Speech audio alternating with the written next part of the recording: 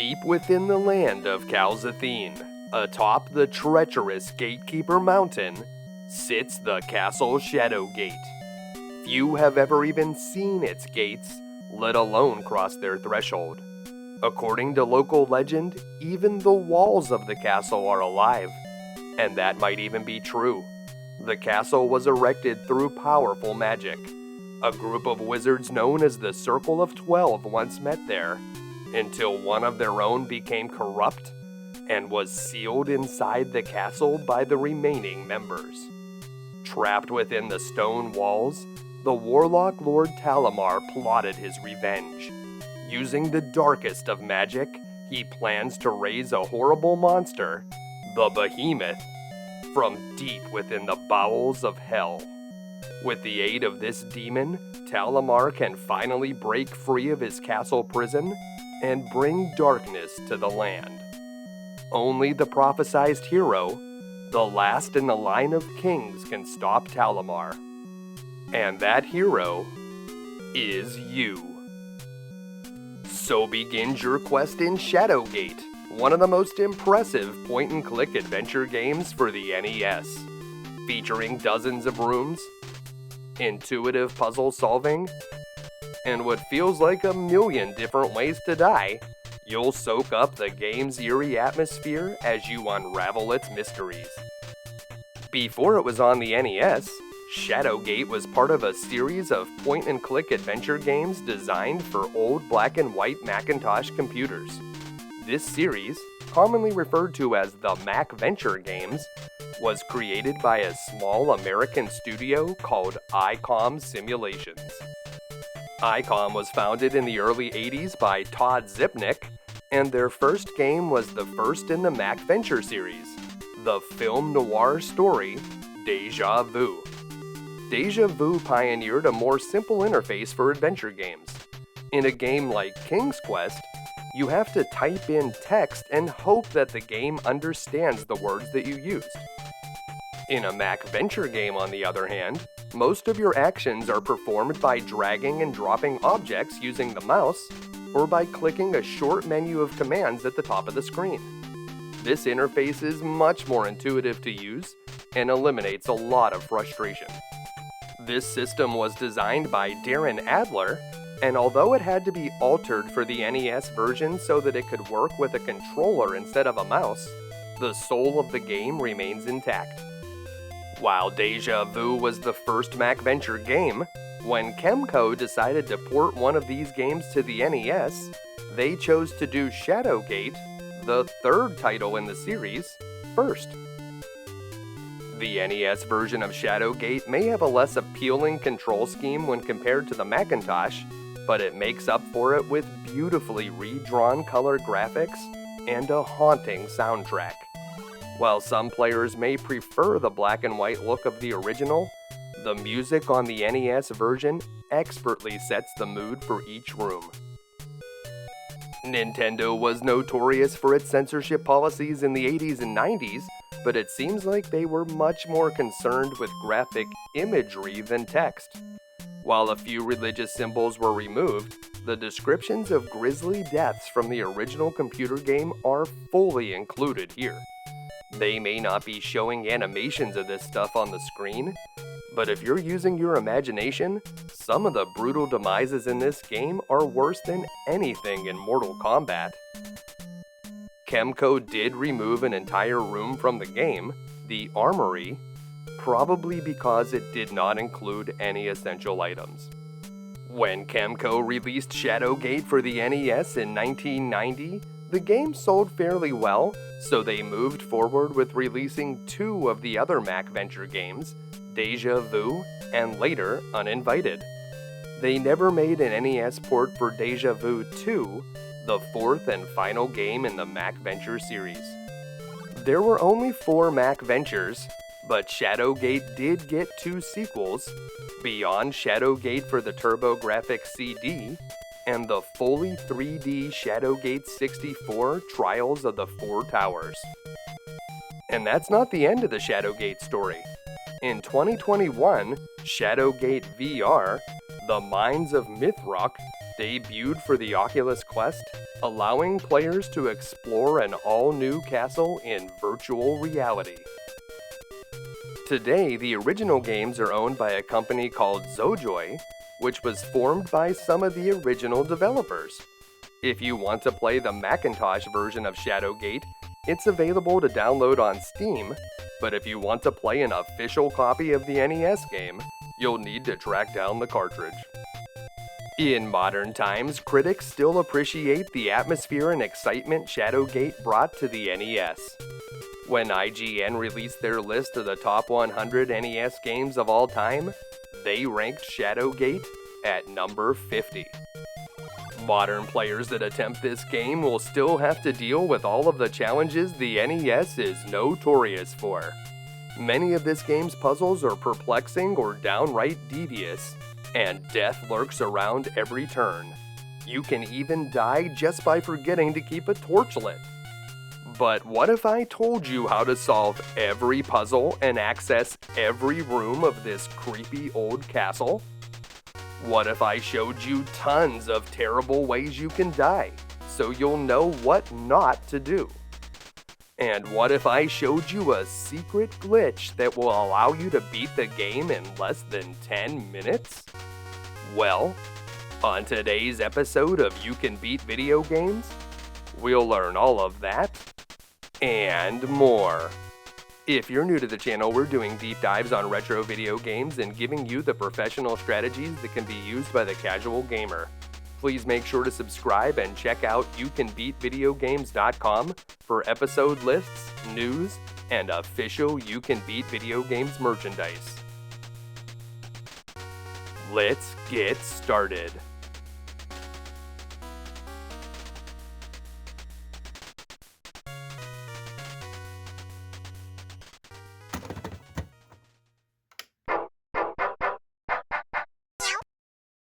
Alright, Shadowgate. Just like in the video for Deja Vu, we're going to be focusing on the NES version of the game, but we're also going to be showing the Macintosh original on the left side of the screen so that you can compare the two. I will be mentioning the differences between the two versions, so no matter which version of the game you're playing, this video should help you out. Well, I don't know if he tricked us with his magic, or if maybe we just had one too many flagons of ale last night, but it seems that the druid wizard Lacamere convinced us to go on this suicide mission to Castle Shadowgate, where somehow we're supposed to defeat the Warlock Lord. Now, he said that we were the last in the line of kings, and there's a prophecy that said that we were the one that could do this. But now that we're standing in front of the castle, I'm starting to wonder if he just says that to everybody. And it certainly seems that we're very unprepared, because we came here with nothing but a lit torch. You'd think maybe we could have brought a weapon or something. We can simply use the open command to get into the castle, but we shouldn't go inside just yet. This skull looks rather suspicious, and if we open it, inside we'll find our first key. There are 6 keys in this game, and all of them are mandatory items. None of the keys in this game are red herrings, so if you see a key, you know that you need to get it. Once we have key 1, we'll head into the first hallway, and it seems that the Warlock Lord is watching us through the walls. Well, so much for the element of surprise. In this hallway, we'll be able to pick up our first torches. In the NES version of Shadowgate, if you ever have all of your torches burn out on you, that's going to be game over. In the Macintosh version, you actually have a little bit of leeway. If you're in a room that's already lit by another fire source, then you won't actually die, and you may actually be able to light another torch and continue on into a darkened room. Once we have those torches, we're going to need to use key number 1 to open the door in the middle of the hall. The closet on the right side we won't be able to open right now. We're going to need a different key for that. I also want to make note that you can use the fire from your torch to burn things, including the carpet. You don't have to burn the carpet right there, but it is good to know that you can do it. As we move forward into this hallway, we're going to encounter our first trap. This book seems like it hasn't been disturbed for centuries, and there's a good reason for that. Whenever we try to take this book, yes, we will be plunged to our death through a trap door. And that's only the first way that we're going to die here in Shadowgate. I'm going to show you a lot of different deaths, so if you ever die, don't be too worried about it. It just takes you back to the previous room. And that's something that we'll actually even be able to exploit at some point. The Macintosh version is not nearly as lenient, so make sure that you're saving frequently if you play that version of the game. And back here in this hallway, we can see what we should have done the first time, and that is simply open the book and not try to take it. Inside, we'll find key number 2, which we're going to need to open that closet in the first hallway. And here, there are 2 torches, but the torch on the left side is a special torch that we're going to be able to wield as a weapon against a wraith later in the game. So make sure to pick up that special torch. It is very important.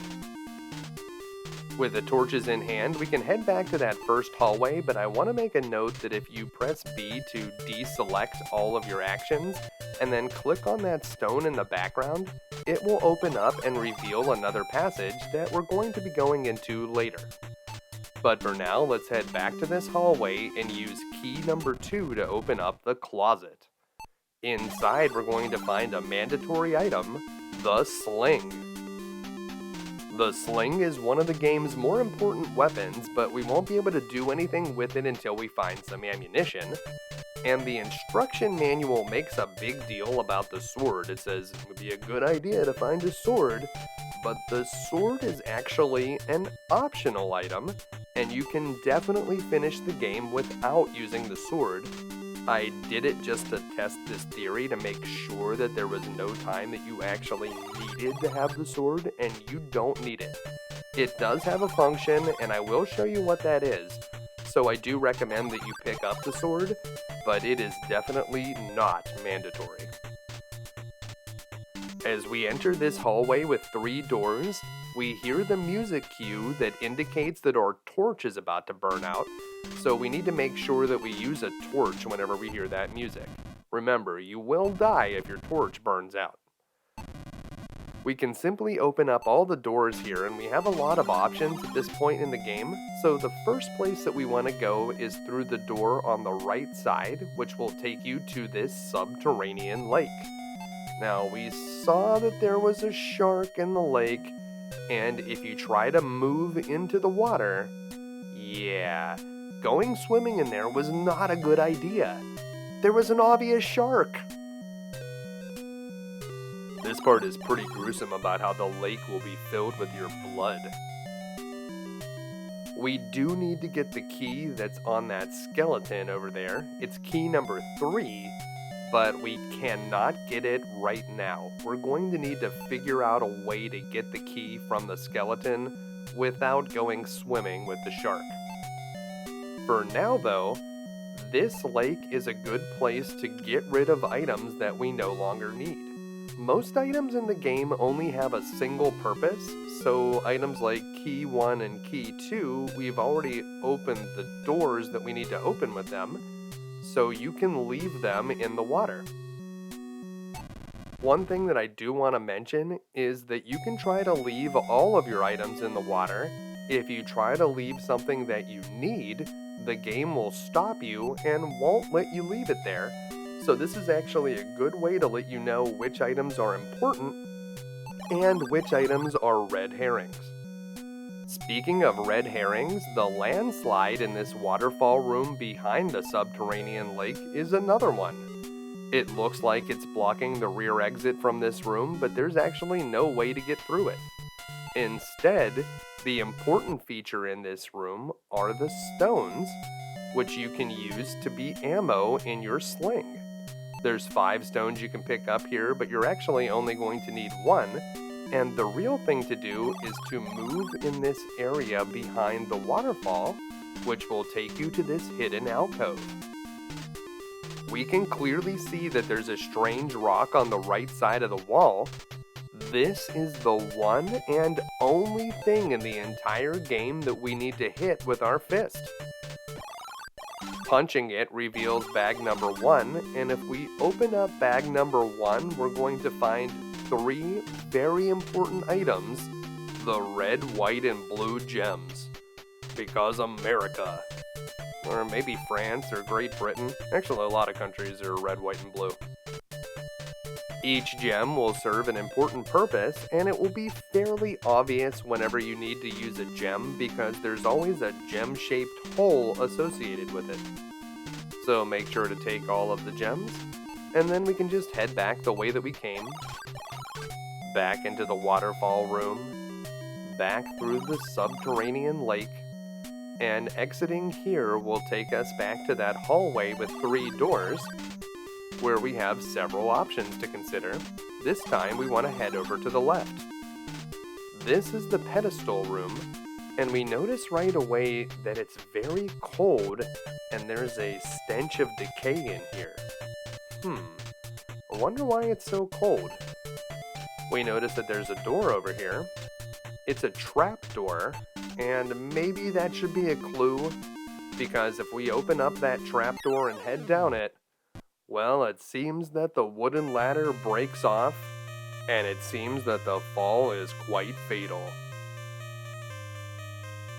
In a place like Castle Shadowgate, if it's described as a trap door, there's a very good chance that it's a legitimate trap, and we should take that seriously, I think.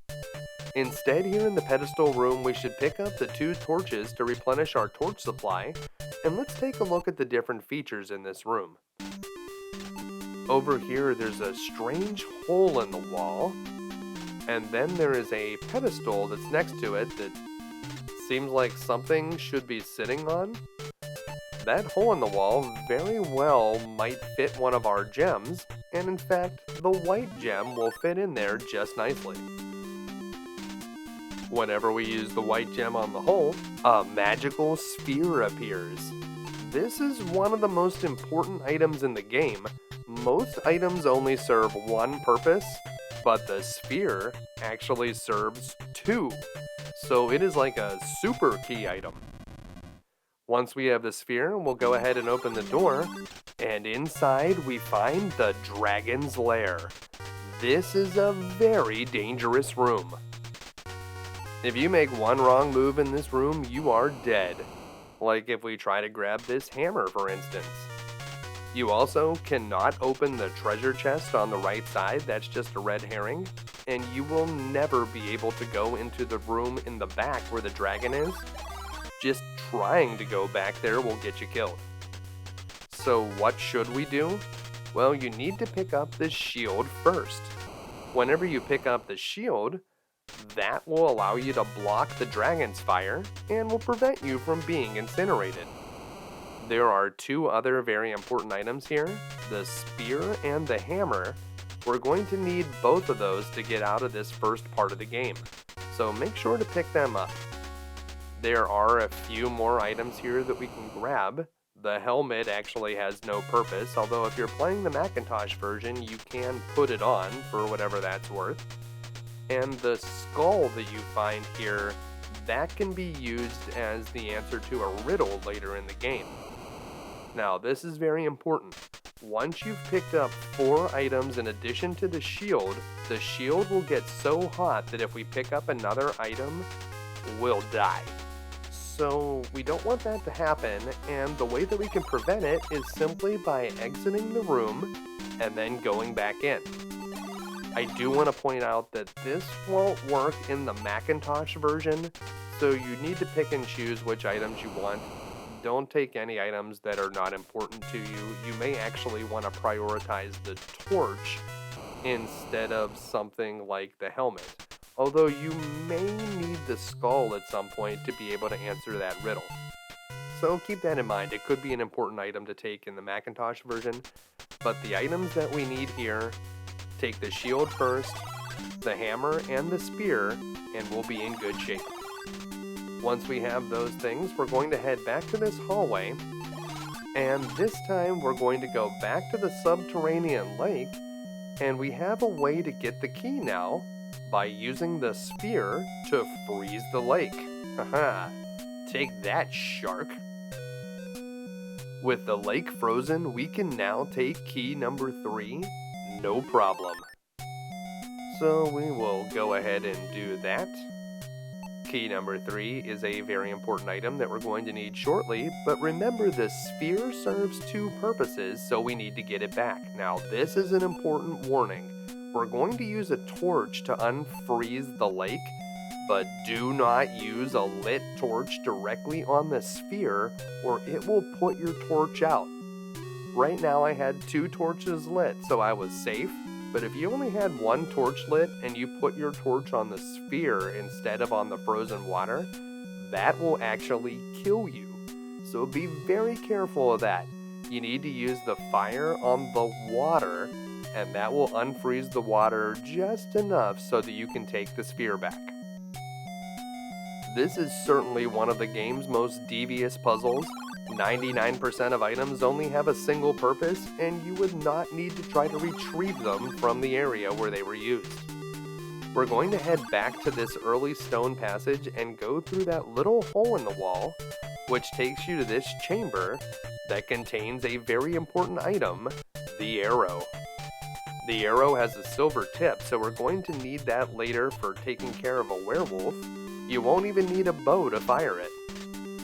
You cannot take the torches in this room, and if you try to go up to that ledge and move on from here, well, the ledge will break out from underneath you, and you actually cannot get to that upper area. It's a trick.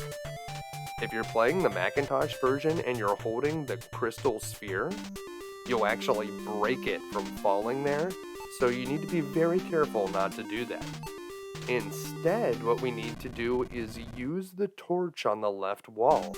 That will open up a secret passage. So that's why we couldn't take those torches. This room features 2 bridges. One on the left side made of stone that looks very sturdy, and one on the right side that's kind of rickety, made from fray rope and rotting planks. I wonder which one is the safe bridge that we can cross. Well, actually, we're going to need to be able to cross both bridges to be able to finish the game, but let's see what happens if we go over this one on the right side. As we reach the middle point of the bridge, it collapses under our feet. It seems like we might need to lose some weight. Well, we definitely don't have time to do a full exercise regimen, so I'm not sure how we're going to get across that one. For now, we're going to avoid that rickety bridge and take the safe-looking bridge on the left side. At the end of that bridge, however, is something that is anything but safe. It's this creepy wraith. There's also this cloak in the room, but we're afraid to get close to the cloak because the wraith is just standing way too close to it. Now, you may remember from earlier in the game, we found a special torch that we can use on this wraith.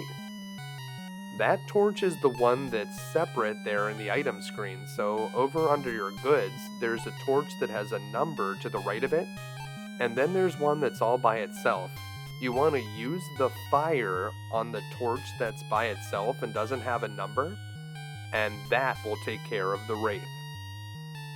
If you're playing this on the Macintosh, you just need to light that torch and then use it on the wraith, and then you'll actually be able to continue using the special torch as a torch to light the way in that game. But not here. It simply goes away after you take care of the wraith, but now we can get that cloak. It's an item that can protect us from some extreme heat that we're about to encounter. According to this music, we need to use another torch, but now that the wraith is gone, we can move through this alcove. You may notice that there are 2 paths here, one on the right side that we cannot access and you never will be able to. That is a passageway that leads up to the Pedestal Room, and that's the trapdoor that killed us earlier. Instead, we want to open that door on the left side, which will take us to this chamber, which we often call the E-Pour Room. There are several strange bottles here. This one probably contains mercury. Well, should we open it up and see what happens if we drink it? Why not? We will use the bottle on ourselves, and as we consume the liquid in the vial, yeah, our body convulses and death spasms quickly follow. So definitely do not drink the contents of bottle number 1. The other bottle that we find here, bottle number 2, actually is useful, and the game will prevent us from being able to drink that right now. So that's actually a good tip-off that it's something that's particularly important. Otherwise, the game wouldn't stop us from wasting it. You'll also notice in the background that there's a scroll, and we can open that scroll up. This is scroll number 1, and it has a bunch of information for us. 5 to find, 3 are 1. 1 gives access, the bladed sun. The silver orb to banish below, the staff of ages to vanquish the foe. Joining to the golden blade, the last to invoke, the platinum horn. Well, they kind of lost the rhyming scheme there at the end, but that was some very important stuff. Before we move forward here, if we look at this sign that says E-Pour twice, we'll learn our first magic spell. E-Pour is just the word rope spelled backwards, so you won't be surprised to find out that if we use the E-Pour spell immediately in this room that contains a rope, that it will do something to said rope. And yes, it's going to make the rope extend up to that door in the ceiling, and that's going to give us a shortcut that will take us to the Hall of Mirrors. If you're playing the Macintosh version, you have to actually click speak and choose the rope and then type out the word E-Pour to be able to use this spell. It's kind of an odd one. Most of the spells in the Macintosh version are used by actually bringing the scroll that contains the spell and using that scroll on whatever you need to use it on. We can open up a hidden door in the back of the room, and that takes us to this cave, where you may notice that there is another one of those gem-shaped holes in the ground, and this one we need to use the blue gem on. Whenever we use our blue gem here, we're going to get something important, and that something is going to be a new spell. Using the gem actually opens up that strange wall in the background, and behind it, the image of a wizard appears. Listen, warrior. The Warlock Lord can only be defeated by thy courage and the Staff of Ages. Remember, 5 to find, 3 for the staff, 1 to be the key, and 1 to be thy pathway. Have thy wits about thee, warrior. Fare thee well. Well, those were some important clues. When we read scroll number 1, it said that whole 5 to find, 3 are 1 thing, but now we understand that the 3 are 1 clue is because we need to find 3 items to create the Staff of Ages. We can also pick up scroll number 2, and when we read it, we will learn the spell of Humana, which we're going to be needing much later in the game. But all of the spells other than E-Pour, which is more of a convenience, it's something that's optional, all of the other spells are mandatory, so we certainly want to pick that up. When we head up the rope, we'll come here to the mirror room, but it's not really time to do the mirror room just yet. If we open the door behind us, it'll actually take us to this tomb filled with 6 coffins. There is another way we could have gotten here. It's through the center door here in this hallway. So we could have gone to this room much earlier if we wanted to, but we didn't really need to. So let's see what happens if we open up these coffins.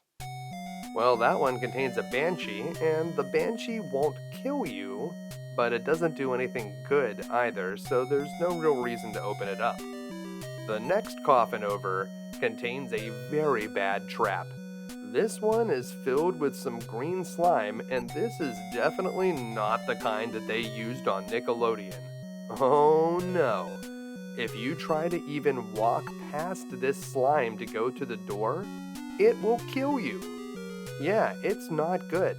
And if you save the game after the slime is there, you will not be able to pass by that point for the rest of the game.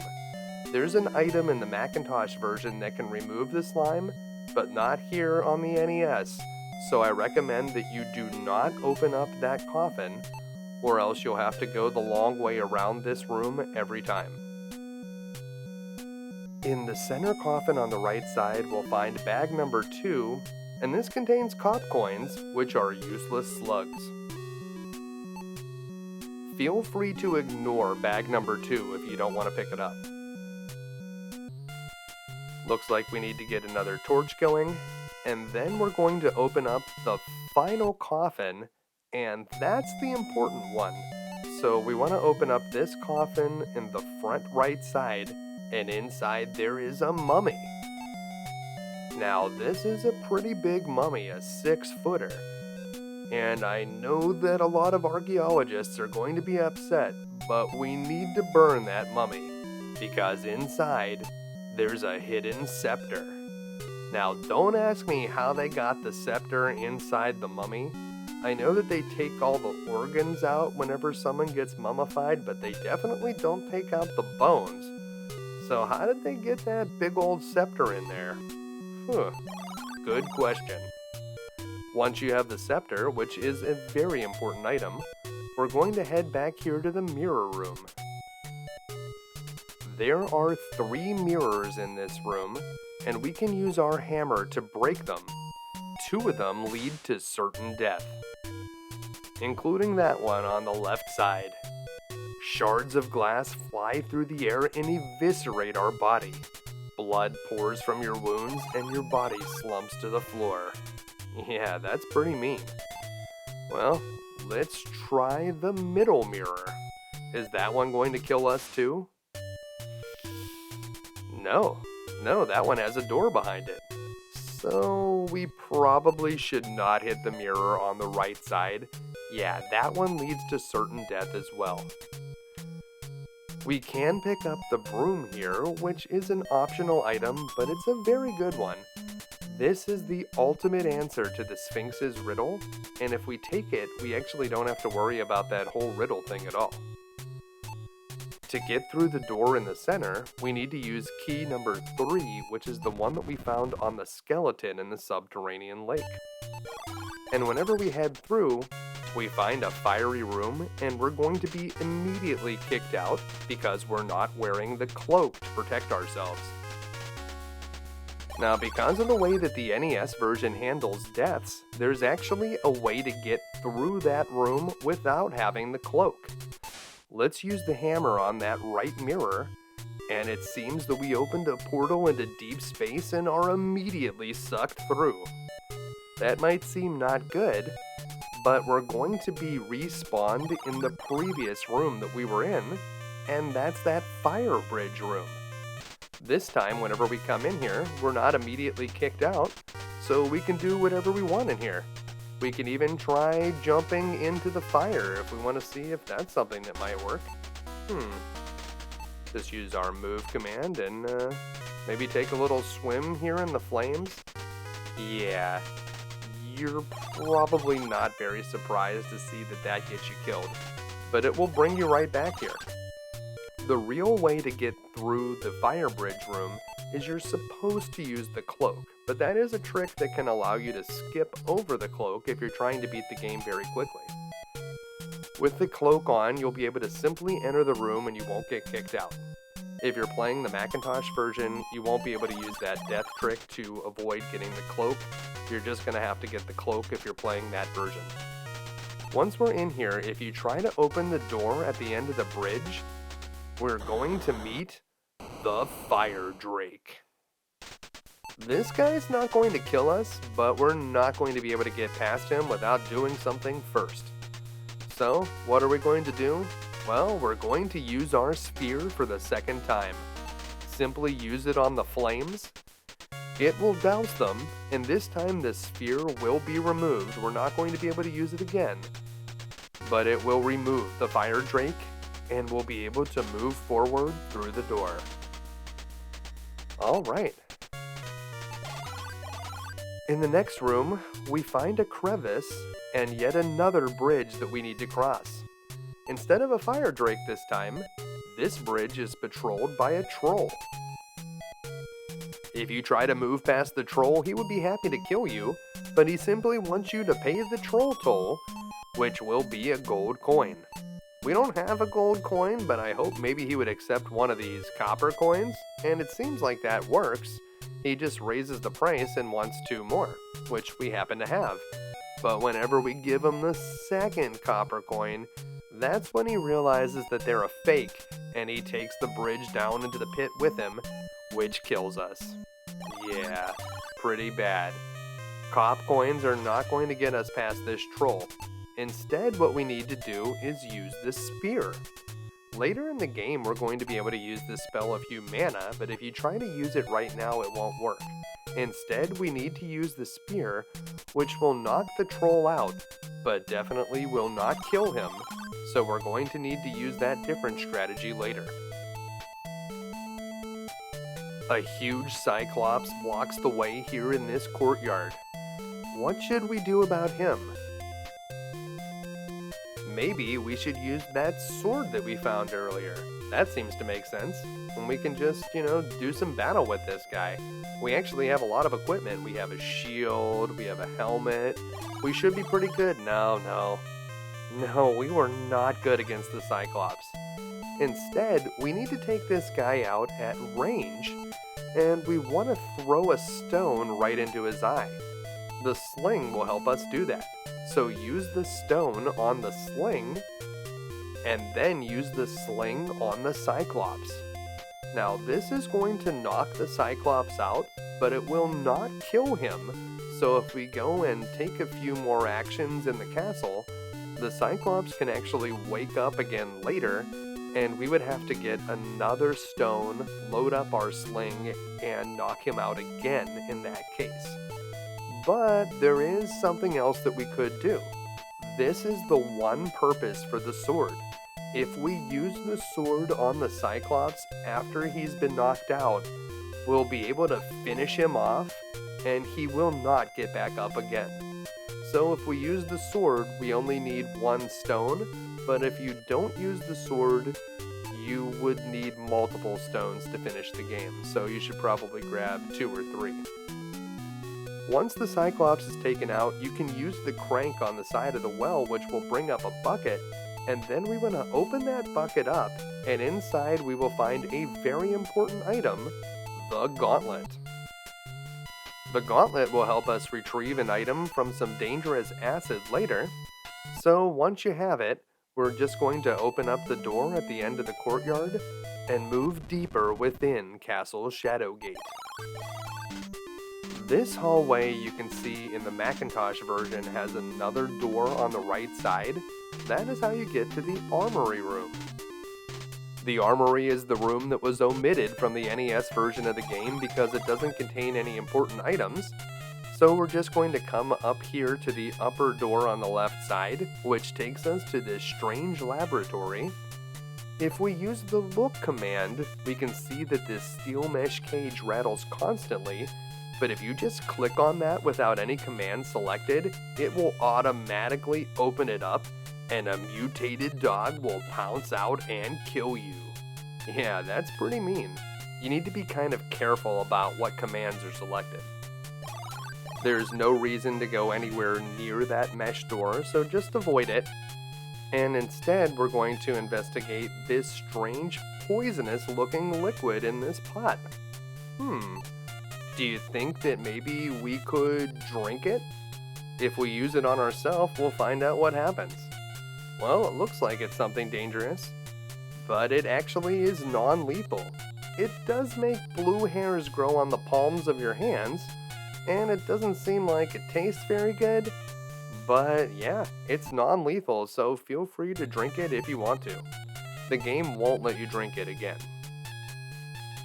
There's a number of items here, and most of them are useless, although the horseshoe could be the answer to a Sphinx riddle, so it's semi-useful. And you also find a few of those bottle number 2s in here. Bottle number 2 is an important item that we're going to need later to make us lighter.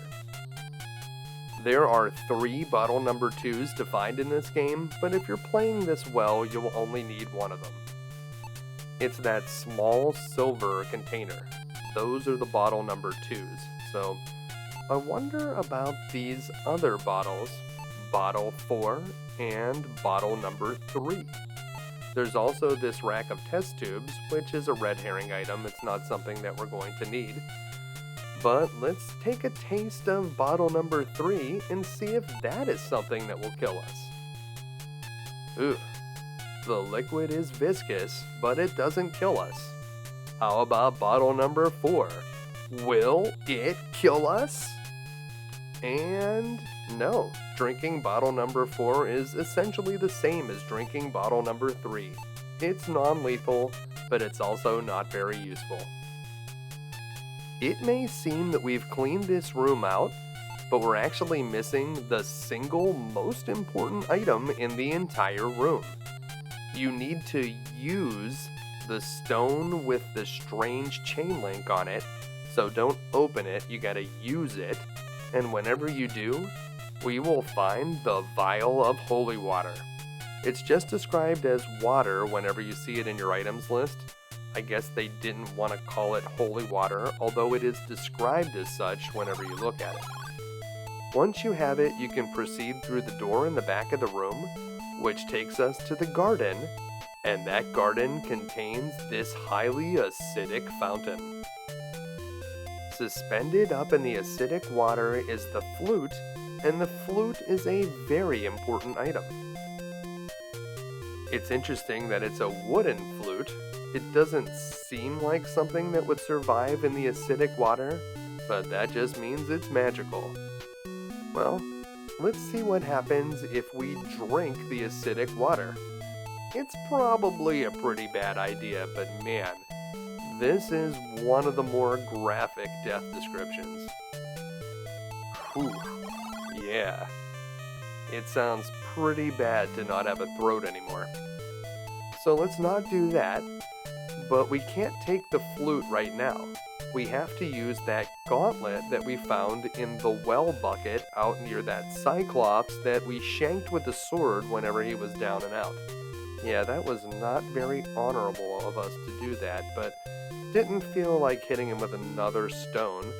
So, that's just the way we do things here in Shadowgate. We'll put the gauntlet on our hand, and it seems like it was made just for us. Excellent. Now we can take the flute. Once you have the flute, when I first played the game, I'm like, what do we use this flute for? Well, you simply need to use it immediately. Yeah, it's really that simple. Just use it right now. Before we use the flute though, I do want to point out that the acidic water is very similar to the Subterranean Lake, and is a place that you can get rid of items that you don't need. Just like in the Subterranean Lake, if you try to discard an item that you'll need later, it won't let you get rid of it, so it's very safe to just try to throw away as many items as you can, and that will narrow down your options and make it a lot easier to figure out the puzzles in this game. See, we'll try to get rid of the scepter. No, wait a minute. And that will indicate to us that the scepter is something that's very important. And now we'll use that flute, and whenever we use the flute, it opens up a magical hole in the tree on the left side, and inside that hole, we find a very important key item, the ring. This is not the ring that summons Samara and kills you in 7 days, but we will see our fair share of creepy wells in this game. No, this is a sapphire ring that you wear on your finger, and we're going to be able to use it as a key to open up a path later in the game. The ring was the item we were trying to find here in the fountain garden, but before we leave, you may want to just try to discard as many items as you can, and you can see that the sword's one purpose was killing that Cyclops, and that's why we're able to discard it now. So the sword is an optional item. Instead of killing that Cyclops, you can simply deal with him by hitting him repeatedly with stones. But once he has been killed, you can get rid of the sword here in the acidic fountain. So we'll just throw away some items we don't need. It will also make it a lot faster to be able to go through our item list, but we don't have a limit on how many items we can hold here in the NES version. There is a serious limit over on the Macintosh version, and you'll be constantly working on your inventory in that game, so very different experience with the inventory there. In this room, we find the library. And the library actually contains a lot of interesting books that flesh out the lore of Shadowgate. This book tells us that Shadowgate is not the largest castle in the world, but it is the most powerful. Oh, great. Well, I can see why the druid wizard Lacamere really wanted to get this place back. It does seem pretty dangerous to leave it in the hands of the warlock lord. Whenever we read this book, it's called Blue Dragon, but it doesn't seem to be about blue dragons at all. No. This is one of the stranger books in the game, and it really seems more like the ravings of a madman than anything else. Brothers will run away for absolutely no reason at all, and things will happen in the sky, and people will marvel at friends who have new names, and birds will be different? Yeah, that's crazy talk, man. This book tells us a bit more about the Circle of 12, and the Circle of 12 were the wizards that actually created Castle Shadowgate. Contained within the Circle of 12 is the druid wizard Lacamere, as well as a wizard named Buttwick. That's right, Buttwick. I always wonder what happened to Buttwick. It seems that Talamar is the one that became the Warlock Lord. So that's what happened. This last book really tells us the stakes of our mission.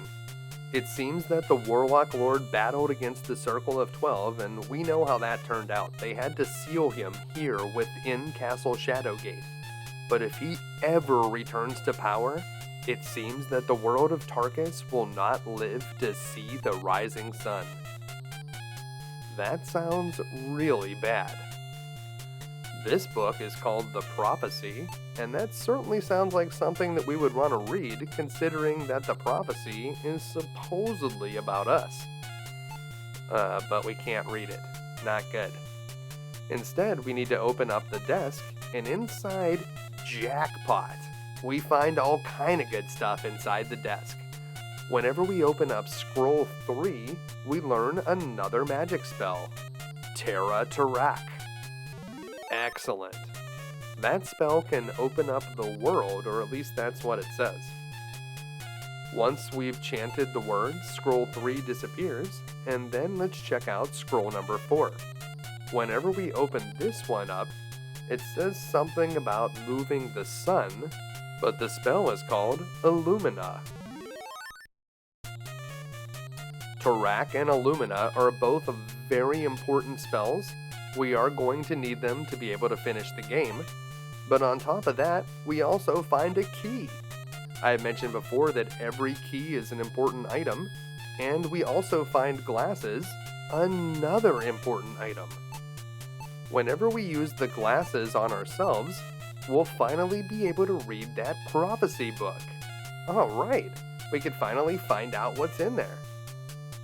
Not only is there information about the prophecy though, but reading that book will teach us the final spell in the game, Motari. Alright, well let's see what this prophecy has to say.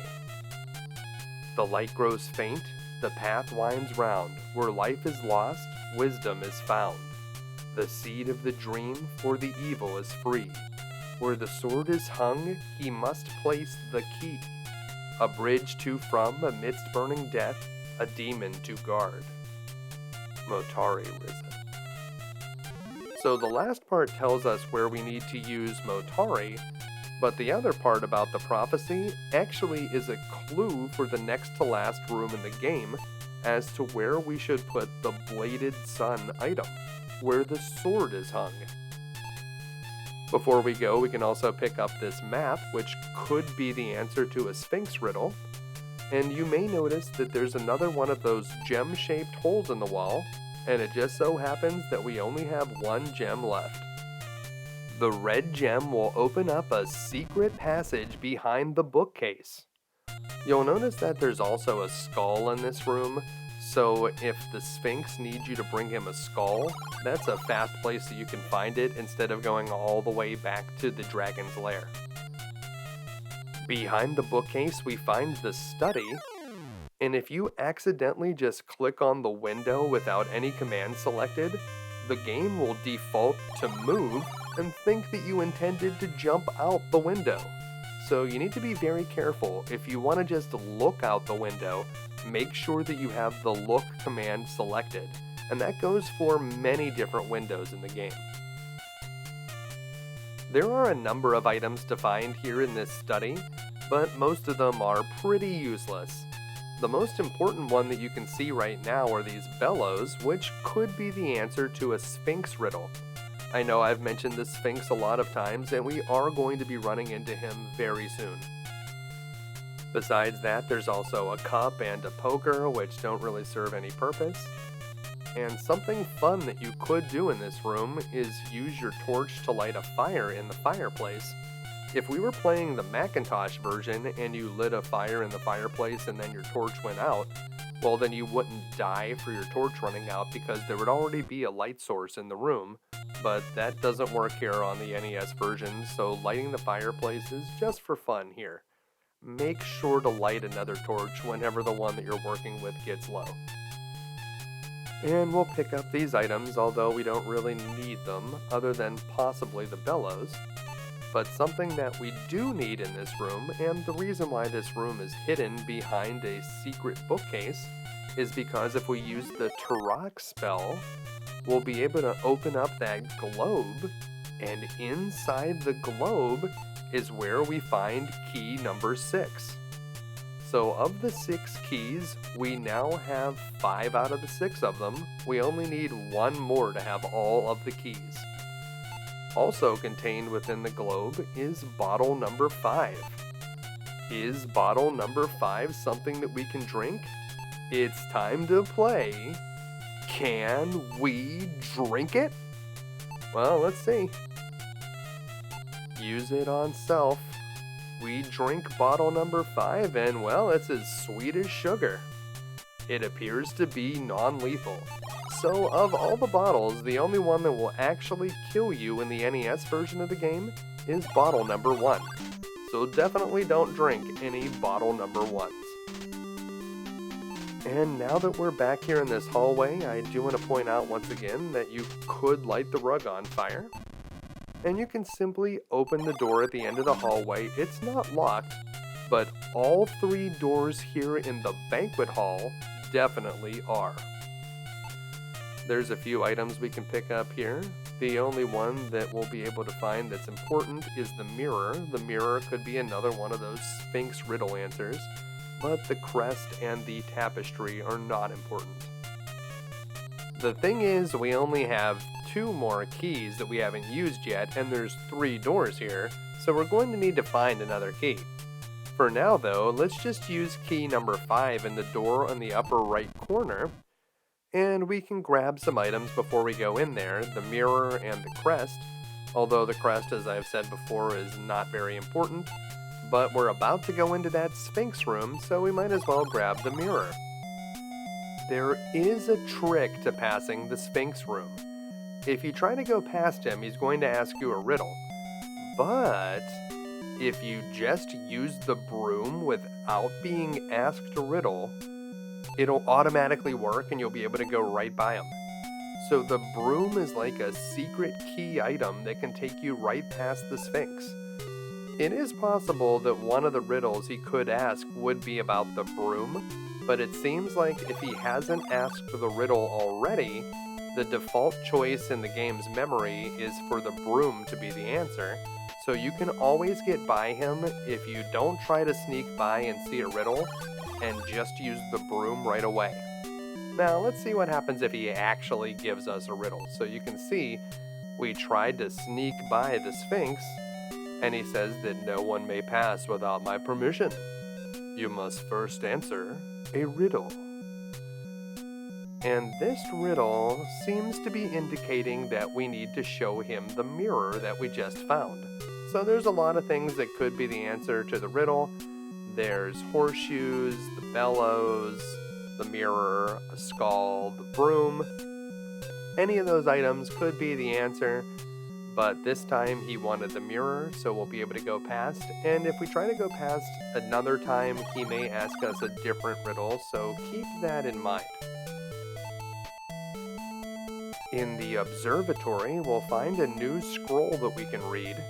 Scroll number 5 is unfortunately not a very important one.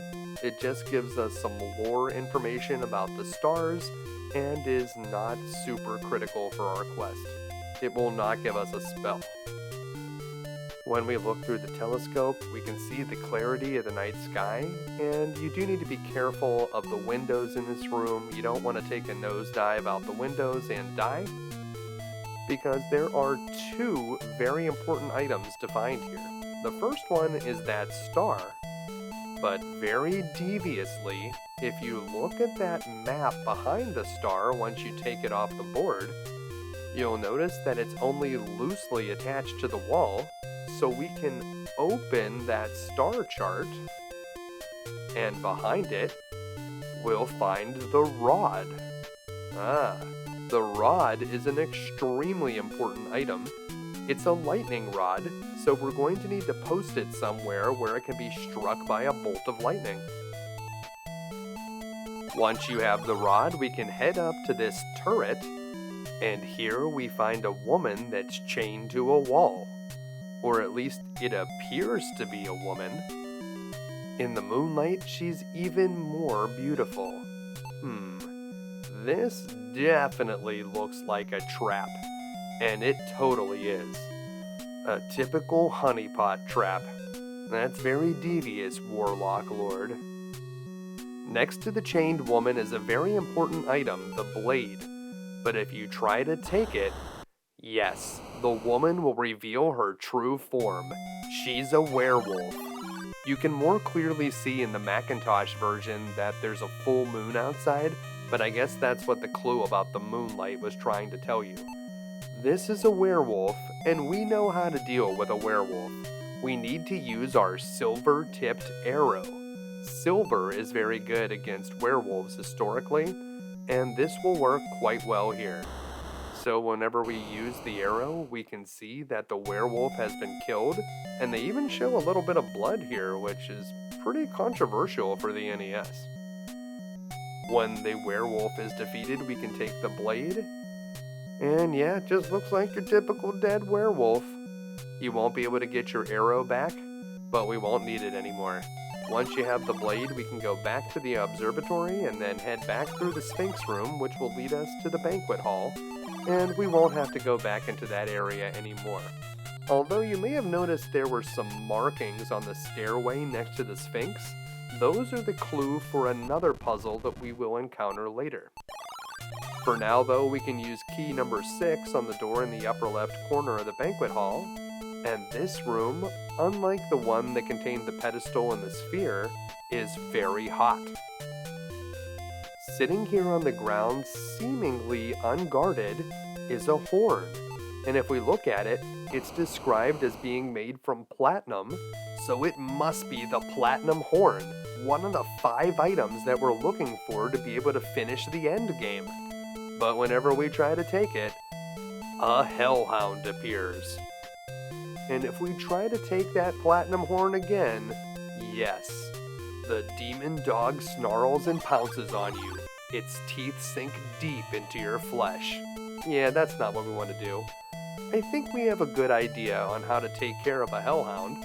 Hellhounds do not like holy water. Using the holy water will banish the hellhound back to Hades, and now we can take the platinum horn.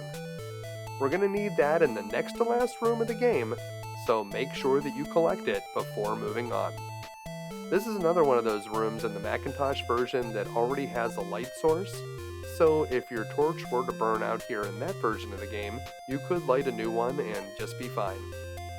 But that won't work here on the NES, so let's head up to this turret where we meet the Blue Wyvern.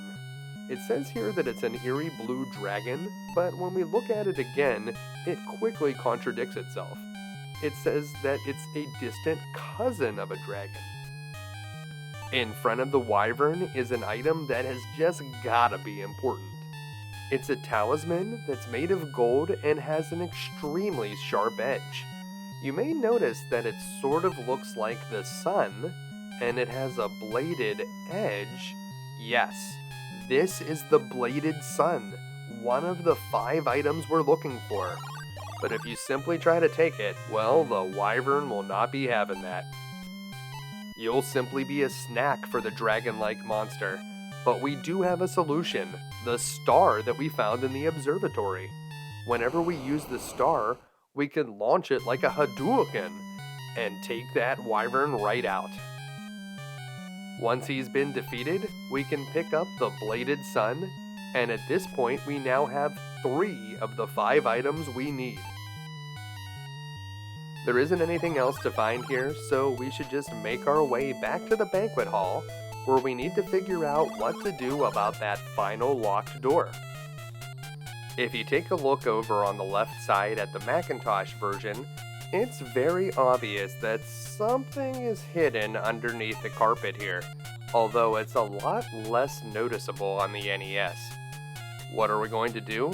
Burn it, of course. Whenever we set fire to the rug, we'll finally find key number 4, the last of the game's keys.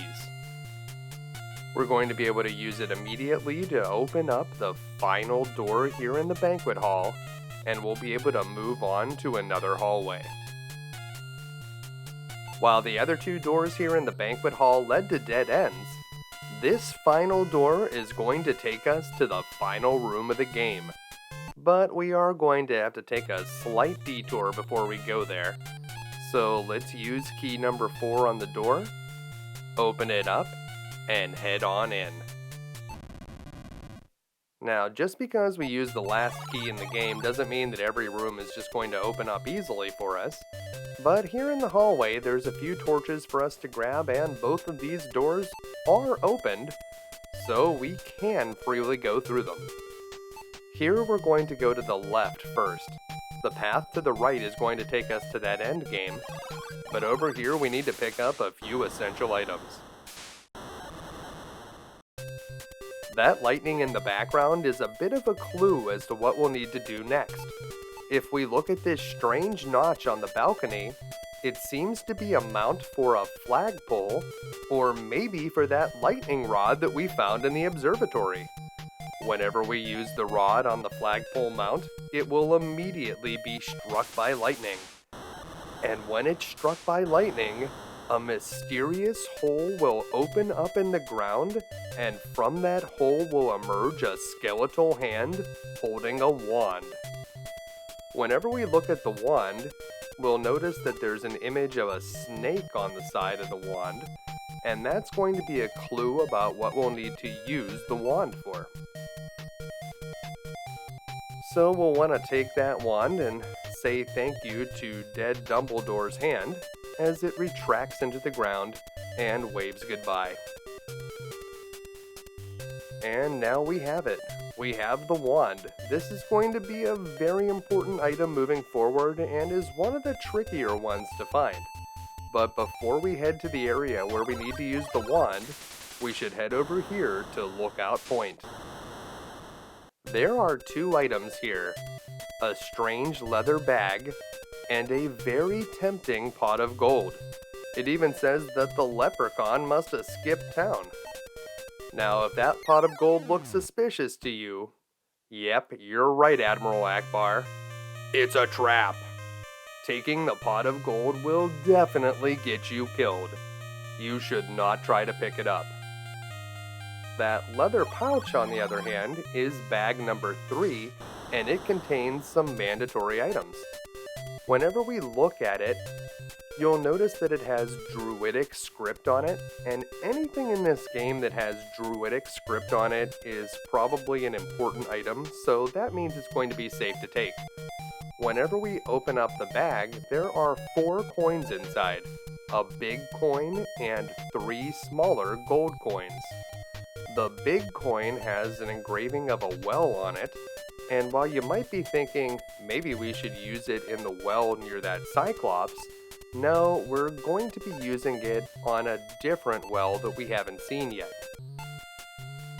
You may also think that these gold coins that we found could be a solution for that troll that we threw a spear at earlier, but once you throw a spear at that troll, he's not going to be super interested in your coins anymore. He just wants to kill us now. So we need the gold coins for something else that we're going to find later. Once we have the contents of bag number 3, we're going to head back to that hallway, and now it's time for a very big backtrack. We're going to go way back towards the beginning of the game, and there's a fun shortcut you can do by hitting the Sphinx. It'll take you back to the troll bridge. This is also what happens if you ever get one of the riddles incorrect. If you're playing on the Macintosh version, you can only go forward across that troll bridge twice in the game, so make sure that you do not come back here until you have the wand. That is very important. You have a lot more flexibility here on the NES. Over here in the bridge room, we need to make ourselves lighter, so we're going to consume the contents of bottle number 2. Now, if you're playing on the Macintosh version, there's a completely different solution here. Instead of drinking a bottle, you simply need to discard all of the items in your inventory except for your lit torch and the wand. That will get you across. And on the other side, we find a cave that has a gigantic snake inside. Luckily for us, the snake is simply a statue. But this statue was probably left here by one of the members of the Circle of 12 as a way to hide this piece of the Staff of Ages. You have to assume that the Warlock Lord wouldn't want this thing just lying around, so it's good that they did make an effort to hide it. You'll need to use the wand that we just found using the lightning rod, and that will shrink the snake, and when it shrinks down, it will turn into the staff. Awesome. This staff is one of the 5 items referenced in the prophecy, and we now have 4 out of the 5. You may remember that the wizard in the cave said that the Staff of Ages has 3 parts, and this is simply one of them. Another one of the parts is the blade that we found in the Werewolf room, but we're still 1 piece short of a full staff. As we cross back over the bridge, the effects of Bottle 2 have worn off, and that's why they give you 3 of them in the game, just in case you accidentally went over there early and would need to go back across later once you find the wand. Once we have it, we're going to head back to the Troll's Bridge, and you can see now he has the spear we threw at him. Well, that's not good. If you try to get past him, he will throw that spear straight through your chest. And it looks really cool on the Macintosh version. He comes right up to the screen and taunts you almost. Nope, the way that we're going to pass him this time is not using spears or coins. It's by using the Spell of Humana. The Spell of Humana will make us like the wind, and we will be instantly whisked past the troll. Remember, if you're playing on the Macintosh version, whenever you use the Spell of Humana, the scroll will go away, so that will be the last time you'll be able to pass through that troll's bridge. Make sure that you have everything you need from the beginning half of the game in your inventory before you cross the second time. And now we're going to head to the right side of that hallway underneath the banquet hall. We certainly could have come here before, but if we didn't have that staff, at the end of the game we would have hit a dead end. So we certainly want to make sure that we've collected 4 of the 5 important items before we head through this point. Now, if we look around this room, there's some interesting features. It looks like we need to use a torch, but this is sort of a throne room, and the creepy skeleton is the king. And what does a king need? Well, a scepter, of course. And a scepter is something that we have. We found it in the room with the coffins whenever we set that mummy on fire. Let's flip through our inventory and put the scepter into the skeleton's hand. That will open up a panel on the right side, and that panel reveals a ring-shaped hole. Well, they couldn't have made this one more obvious. A ring-shaped hole seems to be solvable with none other than a ring, which is an item that we have. We found that ring whenever we played the flute over in the fountain garden. Once you use the ring on the ring-shaped hole, a secret passage will open up. This will take us towards the final rooms of the game. We are very close now. If you want to, you can also set the rug on fire here. It's something you can do to pretty much every carpet in the entire game. In this hallway, it seems like there's two paths that we can go, but yeah, if you try to take that left passage, you will immediately be crushed by a granite slab. So that is not a safe way to go, and there's actually only one safe route through this hallway. Before we head through the wide open door at the end of the hall, which is hopefully not a trap this time, we can grab 4 more torches, which will definitely help us keep our torch supply high as we move towards the end of the game. Alright, well, we made it through, and in this cave there are some strange looking gargoyles that seem to be guarding this door. And yeah, if you try to go through that door, the gargoyles will come to life and rip you to shreds. What should we do about these gargoyles? One thing that we can do is head through the door on the right. They don't seem to care if we head through this one, because it just takes us to this flaming cavern filled with lava. There's a mysterious statue in the middle of the cavern. It seems to be holding some glowing embers. Didn't we hear something about this statue before? Well, you should be very careful about clicking the fire around the statue, because you might end up jumping face first into the lava and getting yourself killed. Yeah, you don't want to do that. No, instead, what we need to do here is use the spell of Motari. That's right. We heard about this strange statue when we read the prophecy in that old book in the library. As we chant the spell of Motari, the statue lowers and a bridge appears that will take us to the next door. Behind the flowing lava, we find this cave that has a strange panel filled with levers. You don't want to go into the hole in the middle of the cave. That will awaken the guardian, and he will have you for breakfast. No, instead what we need to do is take care of this lever puzzle, and the solution was on the wall of the room with the Sphinx. So we need to do the right lever, then the middle lever, and then the right lever again, and that will open up those cylinders, and inside we will find the silver orb, the final piece of the Staff of Ages, and the 5th and final item mentioned in the prophecy. We've done it. Whenever we pick up the silver orb, we will now have all of the items we need to beat the game. We just need to go and put the pieces into the puzzle. Alright, as soon as the orb is removed, the cylinders collapse to their original position, and we can head back to the cavern with the lava, and then back to that room with the gargoyles. Well, there's one spell that we haven't found a use for yet, and that's the spell of Illumina. I wonder if that might work here. Before we use our spell, it looks like we need to use another torch, but we have plenty of torches, so we should be fine.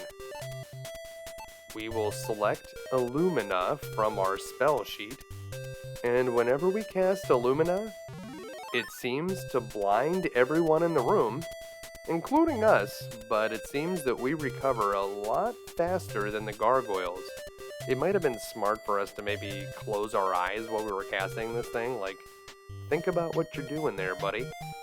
Well, in any case, once the spell of Illumina is cast, we can head through into the well room. Well, this room seems to be built simply to house this well, and that door on the left side is locked, and it's simply a red herring. There is nothing going on over there. They just want you to waste your time trying to open it. It's actually very easy to open up the well, and once the cover is up, it looks very inviting to jump in there.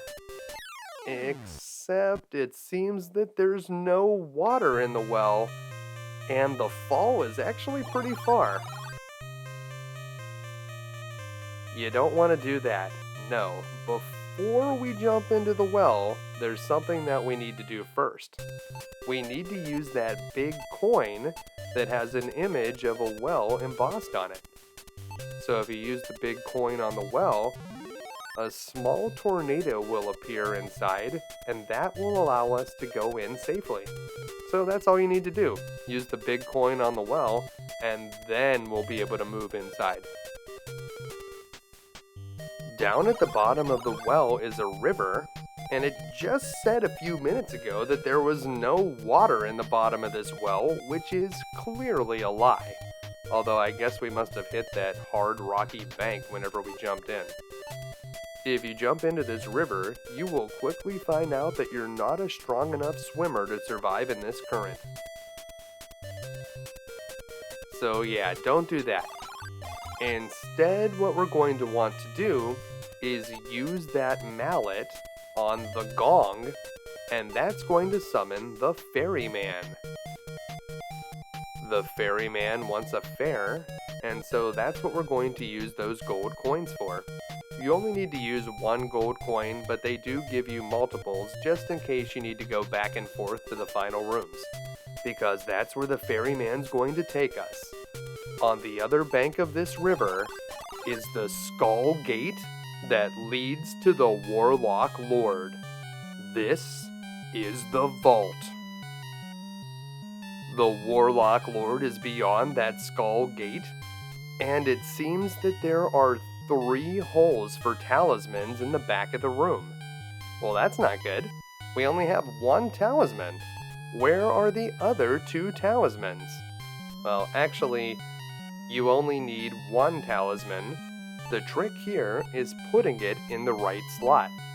If you put it in the wrong one, perhaps that one with the crown or maybe with the jewel on the right side, the skull door will fry you with laser beams, and you will instantly be killed.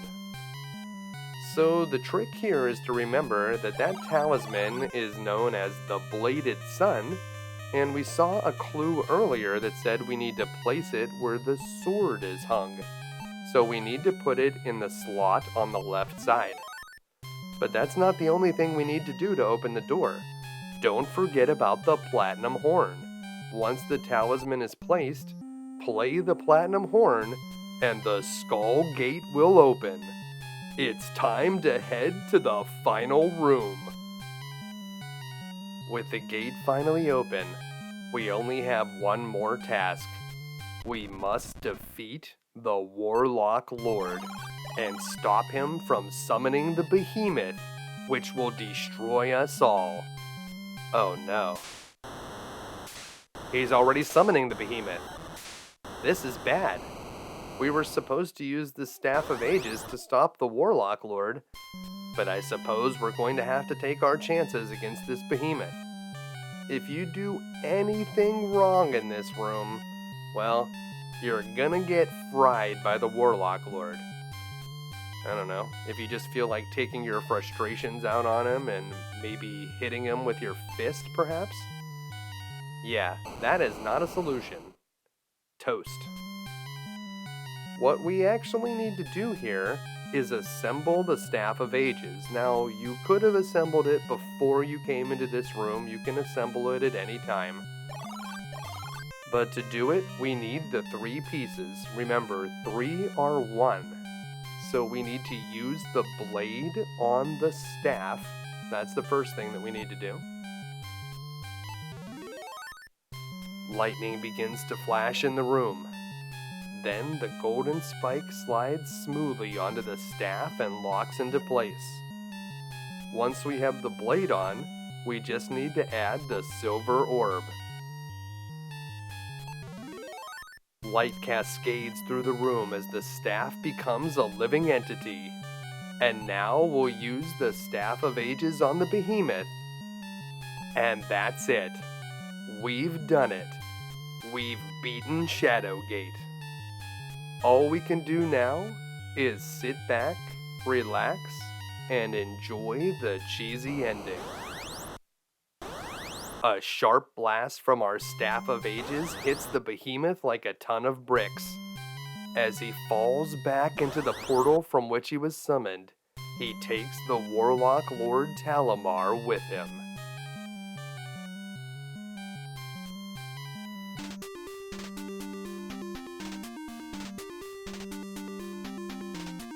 You can hear the Warlock Lord's screams fade into silence. Suddenly it is very quiet. A beautiful light seems to fill the cavern. The morning sun, you say to yourself. It is over. Although exhausted, you lean on the Staff of Ages and begin your long journey home. Well, if it was so easy to just walk home, I don't know why we didn't just turn back when we got to the castle gates, but hey, I guess we were the hero of the prophecy. We're ushered into the royal palace where we are greeted by the king, King Otto. All right. I know what thou hast done, brave one. The world would be dark forever without thee. Well, it's nice to be recognized. And for our efforts, we will be handsomely rewarded. You are bestowed a kingdom to rule, and the king's fair daughter's hand. On the Macintosh version, they even let you print out a little certificate that says that you beat the game. Pretty cool. But you may remember at the very beginning of the video, I promised that there was a way that we could take advantage of a glitch and actually beat the game in less than 10 minutes, so let's jump back in and do that really quick. If you're just trying to get through the game quickly, you can press buttons to hurry through the text. And we're going to want to open up the castle door and also open the skull and grab key number 1. Key number 1 is very important. To be able to do this trick, we want to try to minimize the number of items in our inventory. That's going to make sure that it works. And we will need a few torches, so we can grab the 2 that we see here in this first hallway, but we shouldn't really need very many torches to be able to complete this, and we don't want to grab all the torches that we see because that will actually give us some problems later. So we want to head into the hallway. We will open up this to get the sling. We need key number 2. So we'll take key number 2 from the book. And we'll need to head back to the closet at some point, but we can just kind of move forward at this point. We'll come back in a moment. We want to head over to the lake. We'll open up all the doors first, though, so that we can freely move through here. So just open up all the doors. And then we're going to take the door on the right over to the lake, and we want to just pass by the Subterranean Lake and head to the waterfall cave, where we're going to be able to pick up a stone so that we'll have ammo for our sling later when we get it. And we need to go to that room behind the waterfall so that we can get the bag of gems. The bag of gems is very important. We're not going to be able to get out of the beginning of the game without that bag of gems. We needed to get the key to get through the mirror room and also to get through the fire drake room. So without that bag of gems, yeah, we're going to be stuck. So we need the white gem in particular. That's the only one that's really going to be important. Once we have bag number 1, we can head back through the lake. And it's probably a good idea to head back to the closet now and make sure that we get the sling before we forget to do that. We already have the stone that we need, so we'll just quickly go through that hallway. Use key number 2 on the closet door on the right side. And we will not be needing the sword. We won't have to go through that room with the Cyclops more than once, so we're just going to grab the sling and we can leave the sword behind. Once we have the sling, we can head through the hallway, and we're going to make our way back to that room with the pedestal, which is on the left side of this hallway. Here is where we need to use the white gem from bag number 1. So we'll open up bag number 1, we'll take out the white gem, grab that, and then we're going to use it in that hole on the wall, and that will give us the sphere. We do need to go into the dragon's lair and get 2 items out there in addition to the shield. You certainly have to pick up the shield or you'll die. So once you have the sphere, we're going to head into the lair. And make sure to grab the shield first, and the 2 items that we're going to need are the spear and the hammer. You will not need a skull. We're not going to be going through the Sphinx Room. We won't have to get that deep into the castle to win. So just the hammer and the spear, and then our business is done here in the dragon room, and we can head back. Alright, all this stuff is pretty basic up until this point. We go through here, we gotta freeze the lake, and we'll get key number 3, and then we're gonna get our sphere back so that we can get through the fire drake room. The real stuff is going to come after we get across the troll bridge. That is where the real trick is going to start. So you need to do most of the normal stuff here. You just don't want to pick up a lot of extra items. I'm not sure how many items you can pick up and still have the trick work, but sometimes if I just go through picking up everything, it just seems like it doesn't work for me. So you do want to try to minimize that. Alright, we have the sphere, and we're going to head through the room with the coffins. We do not need the scepter. We do need to use the hammer to break the middle mirror, and we're going to use key number 3 to get through there. So key number 3 will open up the door, and normally you would need the cloak to get through the next room, but we're going to use that death warp trick, so it's going to kick us out of that room. But if we kill ourselves by hammering either mirror, the one on the left or the right here, or use whatever you want to die, if you have bottle number 1 or something, I don't know, you don't want to pick up too many items. Just use that death warp, then you will reappear in this room and you will not need to have collected the cloak from earlier, and we can just use our sphere in the fire, open up the door, and move on. To get past the troll bridge, of course, we're going to use our spear, and that is going to take us to the Cyclops Courtyard, where we're going to do the normal thing that we did the last time, and that is to use a stone in the sling to knock out the Cyclops, but we don't need to kill him with a sword this time. It is very important, though, that after we take this guy out, that we bring the bucket up on the well. We do not want to take the gauntlet, but just raise the bucket. If you don't raise the bucket, the trick will not work. We're down to 2 torches in our inventory, and at this point, it's very important that we waste all of our torches. So we're going to use 1 torch here, and do not pick up that torch here in the hallway. That's very important. The next thing that we need to do is go here into the library, and we're going to waste that last torch. If you have any extra torches, you're going to need to take some actions until you can waste another torch. Make sure that you've gotten rid of all of them, and then we're going to open the desk, take the glasses, don't close the desk or do anything else, just go right back into the hallway. And here's where the trick starts.